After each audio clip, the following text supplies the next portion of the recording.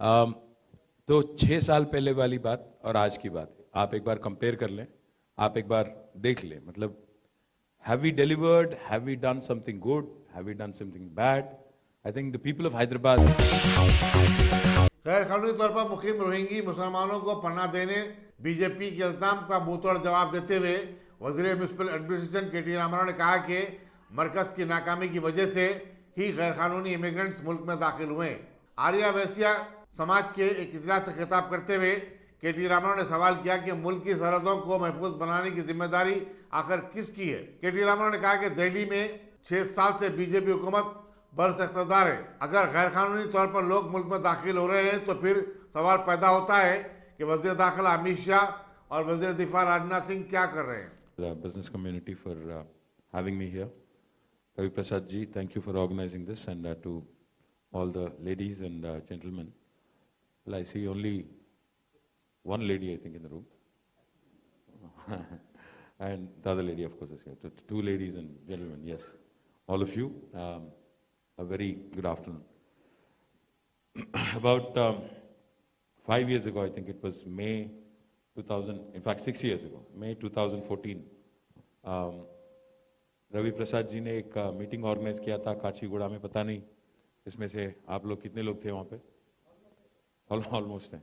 अच्छा, so this was exactly I think 20 days before I became a minister. मैं जो है जून 2, 2014 के दिन मैंने अपना पद संभाला था, तो उससे शायद 15-20 दिन पहले एक मीटिंग हुई थी जिसमें आपके मन में इतने शंकाएं थे, इतने डाउट्स थे कि क्या होगा हैदराबाद में, कैसे रहेंगे, ये पार्टी जो है फिर एजिटेशन चलाई इतने दिन, अब क्या करेंगे, अब गवर्नमेंट दे दिए इनको, अब क्या करेंगे। आपके मन में बहुत सारे डाउट थे। एक काम करता हूं, अगर मेरा चेहरा याद नहीं है तो ये भी निकाल के फिर बता देता हूं। वैसे मेरे अपोनेंट तो कह रहे हैं कि हर जगह हमारे ही चेहरे लगे हैं, उससे भी तकलीफ हो रही है उनको। क्या करें? एक सेकंड ना प्लीज।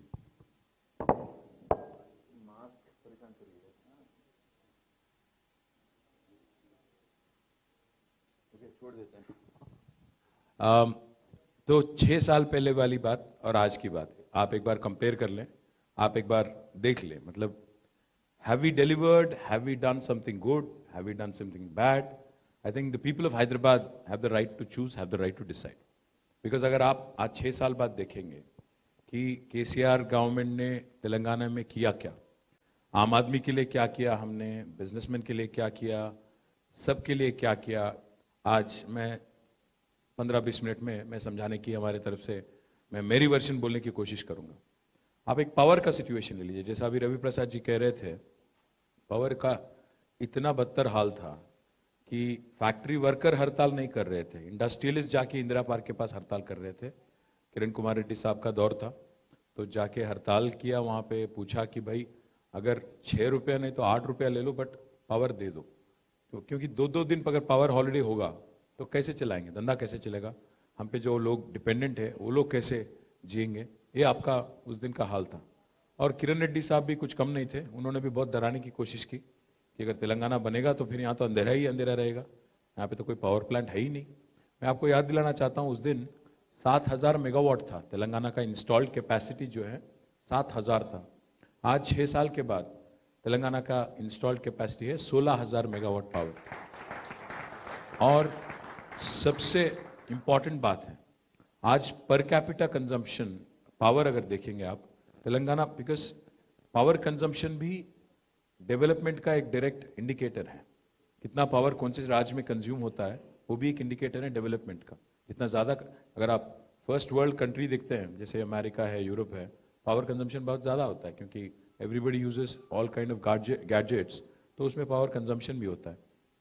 आज तेलंगाना पूरा देश में 29 स्टेट्स हैं, अब कश्मीर निकाल दिए तो 28 है, 28 स्टेट्स में highest per capita consumption of power is currently in Telangana. So that also is an indicator of how well we have grown in the last 6 years. The second thing I would like to point out, हमारे CM जो हैं बहुत grass root में rooted आदमी है। वो वैसे तो समझते हैं टेक्नोलॉजी का क्या शक्ति है, टेक्नोलॉजी क्या क्या कर सकती है और टेक्नोलॉजी से कैसे आम आदमी को फायदा पहुंचे, ये सब जानते हैं, बट वो किसान के बारे में बात करते हैं, बिजली के बारे में बात करते हैं, सड़क के बारे में बात करते हैं, आम आदमी के बारे में बात करते हैं, गरीब को खुश रखने का बात करते हैं। क्यों करते हैं? वेलफेयर के बारे में क्यों केसीआर साहब बात करते हैं? वेलफेयर इसलिए बहुत अहम है हमारे राज्य में और हमारे देश में खासकर। मैं एक बात आपको साफ साफ कहना चाहता हूं, क्योंकि आप सब बिजनेस कम्युनिटी के हो। मैं एक बात साफ कहना चाहता हूं, शायद आप भी मेरे साथ राजी होंगे, मेरे साथ सहमत होंगे। आज इस देश में, इंडिया में, वेल्थ क्रिएटर को, एंटरप्रेन्योर को जो इज्जत मिलना चाहिए वो मिलता नहीं है, क्योंकि देश में इतना डिवाइड है। एक तरफ गरीबी इतना ज्यादा है और एक तरफ अंबानी भी हमारे ही पास है, अदानी साहब भी हमारे ही पास है, और बाकी जो बड़े बड़े उद्योगपति हैं, large industrialist like Ratan Tata ji, Birla et cetera, वो भी है। But the contrast is so stark, फर्क इतना ज्यादा है कि इंडिया में अगर कॉमन मैन को ये लगे कि भाई ये जो पैसा कमाने वाले हैं, उद्योगपति हैं या बिजनेसमैन हैं, ये लोग सही रास्ते से नहीं कमा रहे हैं, ये लोग they are doing something that they should not be doing and earning money. Now that divide will grow, that will lead to strife.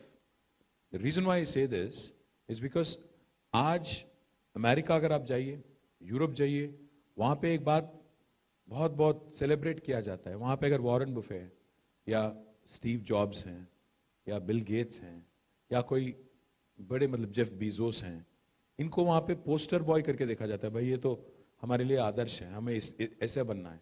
Every young man there, every young kid there dreams की मुझे भी ऐसा कुछ करना है, एक product launch करना है, मार्क ज़करबर्ग बनना है, ऐसा कुछ करना है। इंडिया में वो हाल नहीं होता है। इंडिया में जो आदमी अमीर है, इंडिया में जो मेहनत करके कुछ पैसा कमाया होगा, उसको हमेशा एक गलत नजरिए से देखा जाता है। It is not good for the country. The reason why I say this is because यहां पे जो डिवाइड है, इसको अगर ठीक से हम हैंडल नहीं करते हैं, गरीब अगर गरीब रह जाता है, अमीर अगर अमीर बनता गया, it will lead to a civil strife. Now, for that not to happen, to ensure that never happens, to ensure that harmony prevails, it is important that government always focuses on the most vulnerable section in the society. यहाँ गरीब से गरीब जो लाचार आदमी है, उसके लिए जितना वेलफेयर किया जा सकता है। क्योंकि क्या होता है, एंटी सोशल एलिमेंट कब आते हैं, चोरी कब होता है, चेन स्नैचिंग कब होता है, जब उसके पास कोई रोजी रोटी मिलने का, रोजगार मिलने का मौका नहीं होता है, या उसको उसकी देखभाल ठीक से नहीं होती है गवर्नमेंट की तरफ से, उसको खाने पीने का अगर व्यवस्था ठीक से किया नहीं जाता है, तो ऑटोमेटिकली एंटी सोशल एलिमेंट हो जाता है। उसी को रोकने की कोशिश में आज, to ensure that there is harmony, to ensure that the vulnerable section in the society is taken care of, our honorable chief minister has focused on welfare. That's why you see a program like Asara Pension, where anybody who's above the age of 65 gets a pension, a monthly pension support of 2,000 rupees. हमारे आने से पहले वो 200 था, उसको हमने 10 गुना बढ़ा के 2,000 कर दिया। आज हैदराबाद में अगर एक सैनिटेशन वर्कर है जो हमारे ये सबके लिए काम करते हैं, कोविड टाइम में भी काम कर रहे थे, उनका तनख्वाह था 8,500 जब हम लोग आए, आज वो 17,500 हो गया, डबल से ज्यादा हो गया। क्यों? क्योंकि उनकी देखभाल अगर ठीक से नहीं करते हैं, जो लोग हमारी देखभाल करते हैं, तो फिर कैसे चलेगा। इसके अलावा आज कोई गरीब अगर शादी करता है तेलंगाना में, तो उसको कल्याण लक्ष्मी शादी मुबारक के अंडर 1 लाख रुपया दिया जाता है, ताकि उसके शादी में कोई गैप ना रह जाए, कोई दिक्कत ना रह जाए। उसके अलावा there so many things I can tell you to promote institutional deliveries. We brought in what is called as KCR kit. अगर एक गरीब आज गवर्नमेंट हॉस्पिटल जाता है और वहां पे अपनी वाइफ की या अपनी बच्ची की डिलीवरी कराता है, उससे 2 फायदा है। एक तो है institutional deliveries ensure that there are no unnecessary hysterectomies and things like that. They also ensure that the infant mortality and maternal mortality also come down. In fact, Telangana today, I'm happy to share with you, is the state which has controlled infant mortality and maternal mortality in the best possible manner, and that has been reported by Union Health Ministry. So these are all the things, and I can reel out several other things. जैसे अगर खाना है गरीब को हैदराबाद में, तो हमने Annapurna centre चालू कर दिया, जिसमें आपके फैक्ट्री वर्कर होंगे या कोई स्टूडेंट यहाँ पे कोचिंग लेने आया होगा, सारे लोग 5 रुपए में एक अच्छा सा खाना मिल जाता है। उसी के वैसे ही आज बस्ती दवाखाना हमने चालू कर दिया, primary health care dispensaries in all the slums. So more than 225 have started. We are going to take that number to 350. I can go on and on. मैं और 10-15 मिनट बोल सकता हूं कि हमने गरीब के लिए क्या किया. ये वो इसलिए करते हैं, this model of welfare and development, balanced model is important, because otherwise there will be social unrest. और सोशल अनरेस्ट जब होता है, इसी राज्य में, जो इससे पहले आंध्र प्रदेश था, इसी राज्य में हमने नक्सलिज्म देखा, हमने बहुत सारा चीज देखा, यहाँ पे कम्युनल हार्मनी डिस्टर्ब होते हुए देखा। मैं बचपन में, मैं ग्रामर स्कूल में पढ़ा था यहाँ पे एबिट्स में। मुझे याद है, मैं 25-30 साल पहले की बात कर रहा हूं, हर साल कम से कम एक हफ्ता हॉलिडे मिलता था। और हम लोग तो बच्चे स्कूल में हैं, तो हॉलिडे के लिए देखते थे, हॉलिडे कैसे मिले, हमारे को क्या उससे, हॉलिडे तो मिलना था, हमें मिलता था। That affected not only schools and colleges and institutions, that affects business, that affects your way of life, that affects everybody। क्योंकि एक बार हार्मनी डिस्टर्ब हो जाए, एक बार सोशल हार्मनी, पीस अगर डिस्टर्ब हो जाए, उससे जरूर नुकसान हर किसी का होता है, पूरा सिटी का होता है। आज तेलंगाना काफी सारे इंडिकेटर्स में आगे बढ़ रही है। पीने की पानी जो थी, थोड़ा दिक्कत था, प्रॉब्लम था, 90-95% प्रॉब्लम हमने सॉल्व कर लिया। ऐसे भी जगह थे जहां पे 14 दिन में पानी मिलता था, एक बार 10 दिन में एक बार मिलता था, एक हफ्ते में एक बार मिलता था। आज मिशन भगीरथ करके एक प्रोग्राम चल रही है, जिसके तहत आज 90-95% प्रॉब्लम सॉल्व हो गया, पावर का प्रॉब्लम सॉल्व हो गया। आज अगर आप रोड देखें, रोड्स अगर